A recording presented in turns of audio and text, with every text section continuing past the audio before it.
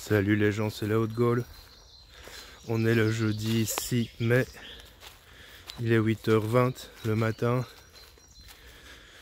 Petite vidéo, j'en fais quelques-unes pour l'instant. Quand il y a une idée de sujet, je me dis je vais faire une petite vidéo. Petite précision avant de commencer. Certaines personnes m'envoient des mails ou mettent des commentaires sous certaines vidéos en disant soit mon commentaire a disparu, soit tu as effacé mon commentaire. Alors il faut savoir une chose, c'est que YouTube a des algorithmes selon les mots que vous utilisez. Certains de vos commentaires sont considérés comme indésirables. Alors dans ma gestion de commentaires, j'ai une section pour les indésirables que je vais vérifier de temps en temps ou quasi régulièrement. Et d'autre part, certains commentaires sont automatiquement supprimés par YouTube si vous utilisez certains mots-clés, notamment des mots concernant la situation actuelle ou des grands noms de personnes qui gèrent la situation actuelle. Donc moi je ne supprime absolument rien, sauf les insultes, sauf les personnes qui sont trop insistantes dans certaines demandes et qui ne comprennent pas quand je leur dis gentiment que c'est pas l'endroit. Bref, petite vidéo, nous avons tous un don. Je reçois souvent des mails, mais très souvent, je vais pas dire tous les jours, c'est pas quotidien, mais je vais dire une cinquantaine de fois par an, ce qui nous ramène à plus ou moins une fois par semaine. Je reçois des mails de personnes qui me disent voilà, j'ai été voir un magnétiseur, j'ai été voir un médium, un énergéticien, peu importe, et il m'a dit que j'avais un don. C'est tout, sans plus. Ce que je trouve déjà fascinant, c'est que ces personnes affirment pardon, ces personnes affirment que quelqu'un a un don sans leur dire de quel don il s'agit. Je trouve ça déjà assez fascinant.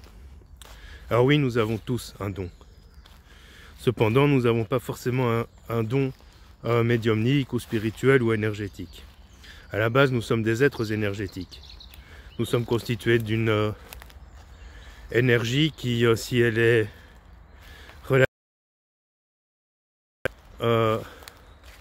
utilisée, peut effectivement faire du bien à d'autres personnes. Cette énergie, on peut la ressentir. Il y a des gens avec qui vous allez dire oh, je me sens bien quand cette personne est là. Et il y a des gens de qui vous allez dire quand je suis près de cette personne, je me sens mal à l'aise ou ça va pas trop, etc. Bref, je change de main. Je change pas de main, je sens que ça vient. Bref, tout ça pour dire oui, nous avons tous un don. Par contre, nous n'avons pas forcément tous un don spirituel. Nous pouvons avoir un don dans le commerce, nous pouvons avoir un don dans la musique, nous pouvons avoir un don dans l'écriture, dans la peinture, nous pouvons avoir un don dans la cuisine, nous pouvons avoir un don dans la mécanique, nous pouvons avoir un don dans plein de domaines différents en réalité. Chacun est ici avec un don et le travail de chacun est de découvrir ce don. Alors, une certaine catégorie de personnes ont des dons spirituels. Alors, la question est de savoir comment savoir si on a un don. Alors, la première chose, c'est de suivre vos passions. Une passion n'est pas forcément quelque chose qu'on découvre à 10 ans, ça peut être découvert à 60 ans aussi.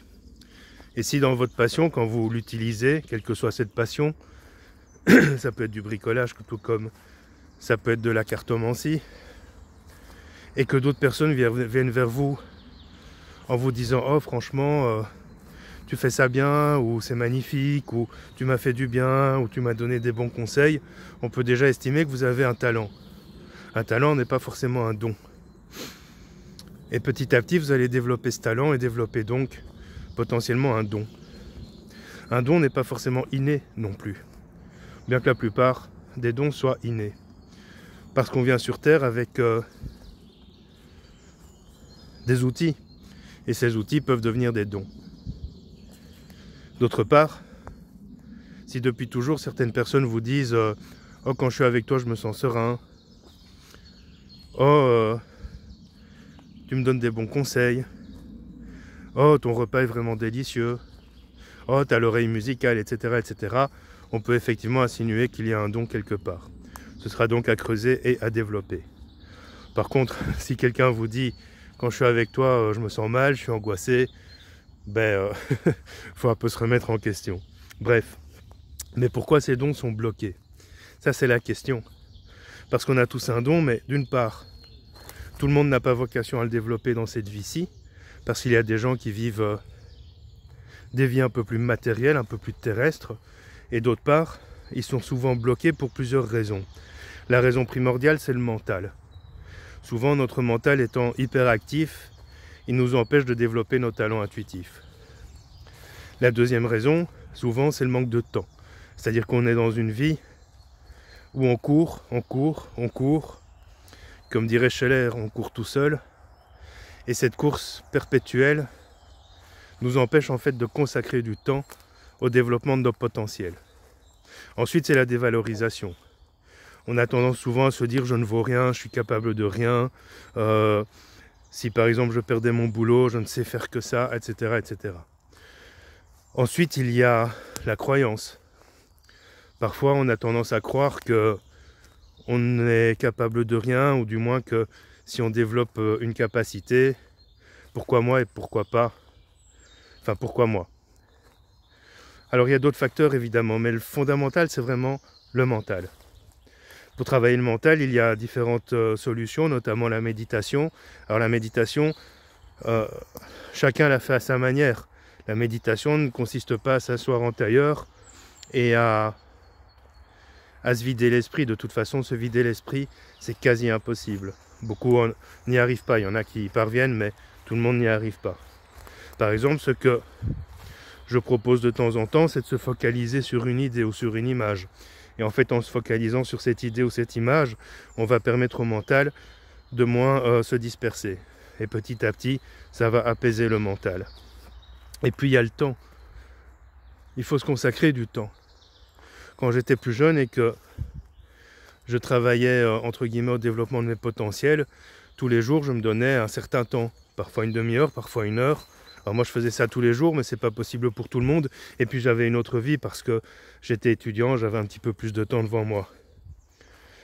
Donc, se donner des créneaux au cours desquels on travaille un petit peu au développement de ses potentiels va permettre peu à peu de les révéler. Voilà, bon, bref, j'avais envie de faire cette petite vidéo. Oui, nous avons tous un don. La question est, quel est ce don? Quand vous allez voir quelqu'un qui vous dit « Oh, vous avez un don », demandez de lui de quel genre de don il s'agit.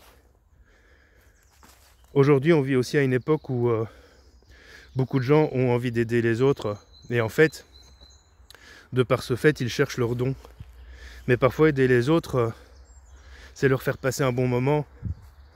Simplement, par exemple, en leur cuisinant un bon repas ou simplement en écoutant un petit peu ce qu'ils ont besoin de partager avec vous. C'est pas toujours de poser ses mains et de soigner énergétiquement. C'est pas toujours de tirer les cartes et de prédire un avenir. Parfois, c'est très simple en fait. Donc en soi, si vous cherchez votre don, ne le cherchez pas forcément dans le domaine spirituel. Et puis, d'autre part, parfois les dons se révèlent bien plus tard. Parce qu'il y a des chemins qui s'ouvrent parfois plus tard. Je connais beaucoup de personnes qui ont commencé à développer des potentiels une fois qu'ils ont pris leur retraite parce qu'ils avaient plus de temps. J'en connais d'autres qui les ont développés bien plus tôt. Mais il n'en reste pas moins que chacun sa route, chacun son chemin. Et ce n'est pas parce que quelqu'un a développé son potentiel à 20 ans que vous êtes en retard si vous le développez à 50.